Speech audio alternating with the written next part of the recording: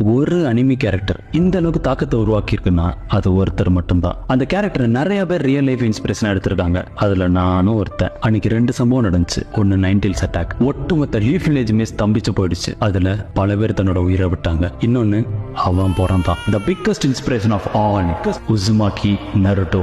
வாழ்க்கையில வெறும் கஷ்டத்தை மட்டுமே சந்திச்சாவன் பல விஷயத்த இளம் வயசுல கத்துக்கிட்டான். ஆனா விட்டு கொடுக்கறதுனா என்ன அப்படிங்கறத மட்டும் கத்துக்கவே இல்லை. கெட்டவனுக்குள்ளேயும் ஒரு நல்லவன் இருப்பான் அப்படின்னு அவனுக்கே புரிய வச்சு அவனை பேசிய மாத்திரத்துல தலைவன் அந்த ரகம். நருட்டோட ரசிகளை சிக்கினவன் கூட பொழைச்சிருவான். ஆனா அவனோட டாக் நோ ஜுட்சுல மாட்டவன் மாறாம போனதா சரித்திரமே இல்லை. எந்த ஒரு மக்கள் அவனை அடிச்சு விரட்டினாங்களோ, எந்த ஒரு மக்கள் அவனை கொலகாரன்னு சொன்னாங்களோ, எந்த மக்கள் அவனை மான்ஸ்டர் அரக்கன்னு ஒதுக்கி வச்சாங்களோ, இன்னைக்கு அதே மக்களுக்கு அவன் தான் தலைவன். ஹிஸ்டரியிலேயே இப்படி ஒரு ஒக்காகவே யாரும் பார்த்திருக்க மாட்டாங்க. ஒருத்தன் எவ்வளவு தடம் வந்தாலும் அவனோட குறிக்கோள்ல எவன் ஸ்ட்ராங்கா நிக்கிறானோ அவனோட வெற்றியை எந்த கொம்பம் வந்தாலும் தடுத்து நிறுத்த முடியாதுங்கிறதுக்கு ஒரு பெர்ஃபெக்ட் எக்ஸாம்பிள் தான் தலைவன் நருட்டோ உசுமாக்கி. இன்னைக்கு அந்த